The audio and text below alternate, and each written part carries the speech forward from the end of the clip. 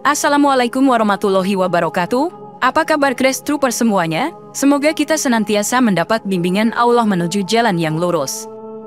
Hubungan antara umat Islam dan Bani Israel memiliki sejarah yang panjang dan kompleks, mulai dari era Nabi Musa, kemudian Nabi Daud dan Nabi Sulaiman, hingga saat ini. Dalam beberapa kasus, hubungan ini telah digambarkan sebagai saling menghormati dan damai, sementara dalam kasus lain, hubungan ini telah penuh dengan konflik dan ketegangan.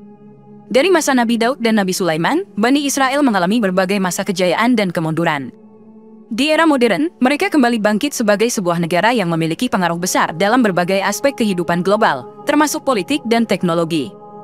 Namun, bangkitnya kembali Bani Israel juga menjadi pusat konflik dan kontroversi, terutama mengenai tanah dan wilayah di Timur Tengah. Menariknya, Surah Al-Isra ayat 4-10 menggambarkan peringatan dari Allah kepada Bani Israel tentang dua masa, di mana mereka akan membuat kerusakan di muka bumi. Ayat-ayat ini dianggap sebagai landasan teologis dan sejarah yang penting untuk memahami dinamika antara Bani Israel dan umat Islam, serta apa yang bisa diambil sebagai pelajaran. Dalam video ini, kita akan menjelajahi berbagai aspek dari hubungan ini, mulai dari kejayaan Bani Israel di masa lalu, peran mereka di era modern, kronologi awal konflik Palestina-Israel, serta apa yang bisa diambil sebagai pelajaran bagi umat muslim dari surah Al-Isra ayat 4-10.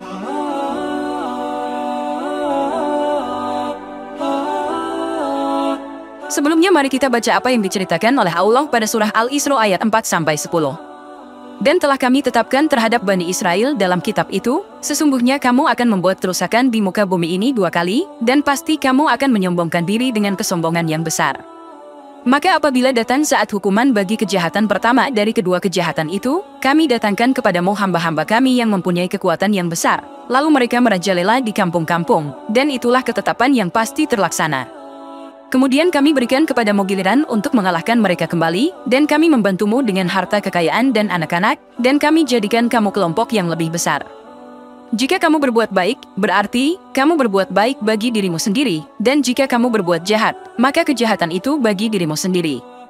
Dan apabila datang saat hukuman bagi kejahatan yang kedua, kami datangkan orang-orang lain untuk menyuramkan muka-muka kamu, dan mereka masuk ke dalam masjid, sebagaimana musuh-musuhmu memasukinya pada kali pertama, dan untuk membinasakan sehabis-habisnya apa saja yang mereka kuasai. Mudah-mudahan Tuhanmu akan melimpahkan rahmatnya kepadamu, dan sekiranya kamu kembali kepada kedurhakaan, niscaya kami kembali mengazabmu, dan kami jadikan neraka jahanam penjara bagi orang-orang yang tidak beriman. Sesungguhnya Al-Quran ini memberikan petunjuk kepada jalan yang lebih lurus, dan memberi kabar gembira kepada orang-orang mukmin yang mengerjakan amal soleh, bahwa bagi mereka ada pahala yang besar, dan sesungguhnya orang-orang yang tidak beriman kepada kehidupan akhirat, kami sediakan bagi mereka azab yang pedih. Kisahnya bisa kita mulai dari era Nabi Daud, yang merupakan sosok yang sangat dihormati dalam tradisi Islam maupun Yahudi.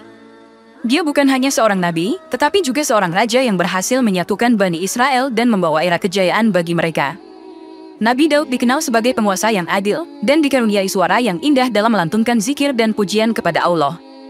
Kejayaan Bani Israel tidak berhenti pada masa Nabi Daud. Putranya, Nabi Sulaiman, melanjutkan kepemimpinan ayahnya dan membawa Bani Israel ke puncak kejayaan. Dia dikenal karena kebijaksanaannya yang luar biasa, dan Allah mengaruniainya kemampuan untuk berkomunikasi dengan berbagai jenis makhluk, termasuk binatang dan jin. Di bawah kepemimpinan Nabi Daud dan Nabi Sulaiman, kerajaan Israel berkembang menjadi salah satu kekuatan besar di Timur Tengah.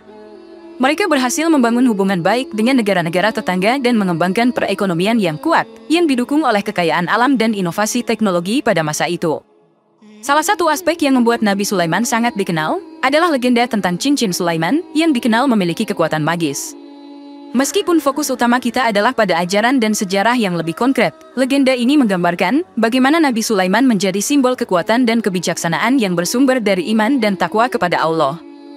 Kejayaan ini menjadi penting dalam konteks surah Al-Isra ayat 4-10. Sebagai bagian dari peringatan Allah, ayat ini mengajak kita untuk memahami bahwa kejayaan dunia adalah sesuatu yang sementara dan bisa menjadi ujian atau cobaan. Meskipun Bani Israel mencapai kejayaan di masa lalu, Allah memperingatkan tentang potensi kerusakan di muka bumi yang bisa mereka sebabkan. Dalam era modern ini, Bani Israel atau bangsa Yahudi telah kembali mencapai kejayaan, terutama dalam bidang teknologi dan inovasi. Dengan peran sentral dalam mendirikan dan mengembangkan beberapa perusahaan teknologi terbesar di dunia, mereka telah memberikan sumbangan signifikan pada kemajuan peradaban manusia. Tokoh-tokoh seperti Mark Zuckerberg, pendiri Facebook, dan Sergey Brin, salah satu pendiri Google, adalah beberapa contoh nyata dari kejayaan ini. Peran mereka dalam kemajuan teknologi tidak hanya mempengaruhi ekonomi dan kebudayaan global, tetapi juga dinamika geopolitik. Dalam banyak hal, kemajuan teknologi ini telah memberikan Israel keunggulan strategis dalam konflik dan hubungannya dengan negara-negara lain, termasuk konflik dengan Palestina.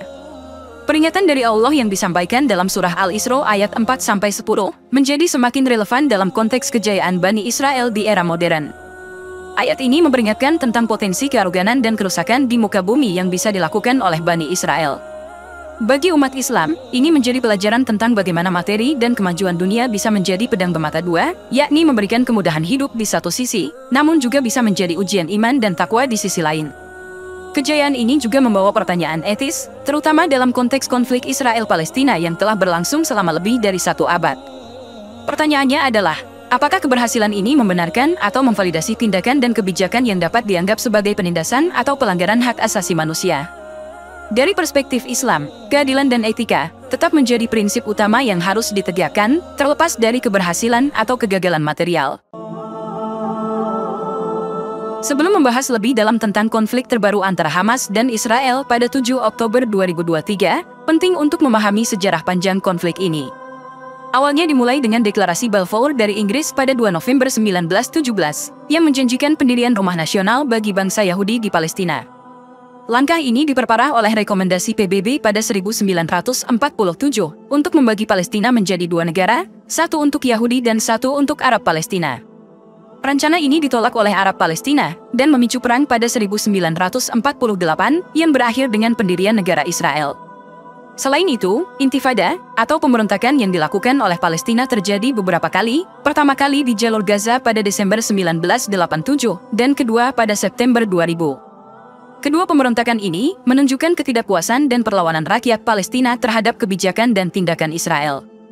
Barulah kemudian pada 7 Oktober 2023, sebuah eskalasi besar terjadi antara Hamas dan Israel. Konflik ini telah menyebabkan kerugian nyawa dan penderitaan di kedua belah pihak. Namun dari perspektif keimanan, konflik ini dapat dianggap sebagai pelaksanaan dari peringatan dalam surah Al-Isra. Ini juga menegaskan urgensi untuk berpegang pada nilai-nilai keadilan dan etika dalam menangani konflik. Negara-negara Barat, terutama Amerika Serikat, cenderung mendukung Israel, baik secara politik maupun militer. Sebaliknya, banyak negara mayoritas Muslim dan organisasi internasional seperti Liga Arab dan Organisasi Kerjasama Islam menyatakan dukungan mereka terhadap Palestina. Namun, dukungan ini seringkali terbatas pada retorika, tanpa diikuti tindakan substantif yang mempengaruhi dinamika konflik. Tanggapan internasional terhadap konflik ini juga dapat dilihat dari berbagai resolusi PBB dan usaha mediasi yang telah diusahakan, meskipun seringkali berakhir tanpa hasil nyata. Ini menunjukkan kompleksitas dan kepekaan isu ini di mata dunia. Selain itu, usaha-usaha damai seperti Kesepakatan Oslo atau rencana 2 negara untuk 2 bangsa juga belum berhasil menyelesaikan konflik ini. Dalam konteks ini, peran umat Islam menjadi sangat penting.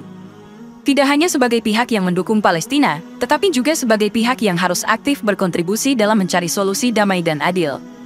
Sebagai umat yang percaya pada petunjuk dari Al-Quran, kita diajak untuk selalu berperan aktif dalam menegakkan keadilan, sebagaimana termaktub dalam surah Al-Isra dan banyak surah lainnya. Ayat 4-10 dari surah Al-Isra memprediksi munculnya hamba-hamba kami yang mempunyai kekuatan yang besar, yang akan merajalela di kampung-kampung. Dalam konteks ini, banyak tafsir dan pandangan berbeda mengenai identitas dari hamba-hamba kami tersebut. Tidak sedikit dari kalangan ulama dan cendekiawan Islam yang berpendapat bahwa ini merujuk pada munculnya pemimpin atau kelompok yang akan menentang kebijakan dan kekuasaan Israel. Beberapa tanda-tanda kemunculan pemimpin atau kelompok ini mungkin sudah ada.